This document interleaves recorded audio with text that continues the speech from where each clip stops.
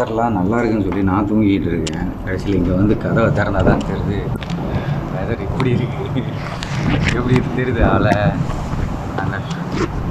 அங்கே ஒரே ஒரு கண்டெய்னர் ஷிப் போயிட்டுருக்கு.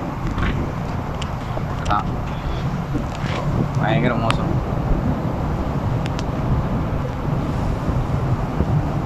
ஓ ஓ ஓ ஓ கூல் கூல் சரி சரி பாடி கண்டெய்னர் சார் போயிட்டுருக்கு.